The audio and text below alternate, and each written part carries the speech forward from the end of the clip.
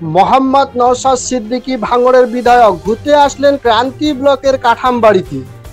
জানা যায় নওশাদ সিদ্দিকী উত্তরবঙ্গের সফরে ছিলেন, কিন্তু হঠাৎ কি মনে পড়লেন নওশাদ সিদ্দিকীর, ঘুরতে আসলেন জলপাইগুড়ি জেলার ক্রান্তি ব্লকের কাঠামবাড়িতে। হজরত দরবেশ সহ দৌলতদিনের মাজার থাকায় এইখানে তিনি জিয়ারত করতে আসেন শুক্রবার 30শে মে বিকেল 3টা নাগাদ, এবং কাঠামবাড়ি মাজারের ভবনে একটি ছোট্ট আলোচনা সভা করা হয় এবং সেই আলোচনা সভায় ওয়াকফ বিল নিয়ে আলোচনা করা হয়। আমরা জানবো নওশাদ সিদ্দিকীর পরিচয়।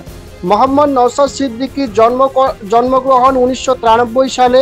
একজন ভারতীয় রাজনীতিবিদ। তিনি ইন্ডিয়ান সেকুলার ফ্রন্ট নামক একটি রাজনৈতিক দলের চেয়ারম্যান। বর্তমানে তিনি পশ্চিমবঙ্গ বিধানসভায় ভাঙড় বিধানসভা কেন্দ্রের বিধায়ক হিসেবে দায়িত্ব পালন করছেন। জন্ম 1993 সালে। জাতীয়তা ভারতীয়। রাজনৈতিক দল ইন্ডিয়ান সেকুলার ফ্রন্ট। সম্পর্ক আব্বাস সিদ্দিকী ভাই, পিতা আলী আকবর সিদ্দিকী। বাসস্থান মিয়াজানপাড়া, হুগলি জেলা, পশ্চিমবঙ্গ, ভারত।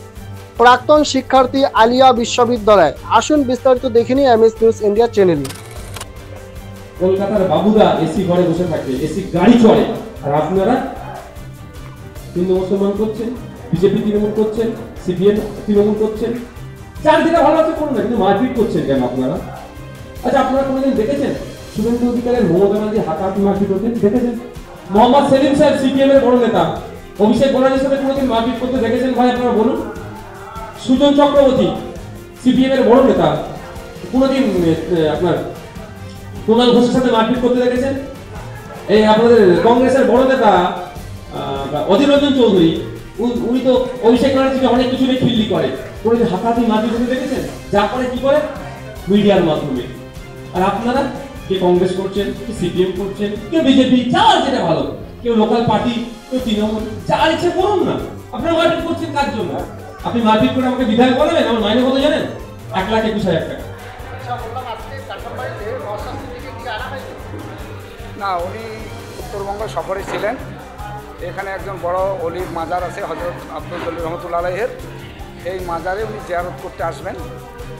এই কথাটা আশপাশে ছড়িয়ে যাওয়ার পর কিছু স্থানীয় ছেলে পেলে ওনার কাছ থেকে ওয়াকফ বিলটা সম্বন্ধে, আইনটা সম্বন্ধে বিস্তারিত জানার জন্য ওরা এখানে একটু ব্যবস্থা করেছে, চেয়ার টেবিলের ব্যবস্থা করেছে, মাইকের ব্যবস্থা করেছে। ওনাকে স্থানীয় লোকের অনুরোধে উনি ওয়াকফ সম্বন্ধে কিছু তথ্য তুলে ধরবেন। ওয়াকফ বোর্ডটা কী এবং ওয়াকফের যে আইনটা হলো অ্যামেন্ডমেন্ট বিল ওয়াকফের 2025, সেটা সম্বন্ধেও মানুষকে ব্যাখ্যা দিই।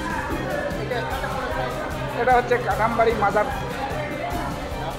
আমার নাম হচ্ছে দেলোয়ার হোসেন। আমাদের চ্যানেলের পক্ষ থেকে সকলকে জানাই আন্তরিক শুভেচ্ছা এবং অভিনন্দন। আমাদের চ্যানেলে প্রতিনিয়ত খবর পেতে আমাদের এমএস নিউজ ইন্ডিয়া চ্যানেলটি সাবস্ক্রাইব এবং ফলো করে পাশে থাকবেন। সুস্থ থাকুন, ভালো থাকুন। এমএস নিউজ ইন্ডিয়া চ্যানেলের পর্দায় চোখ রাখুন। আবার আসতেছি পরের খবরে।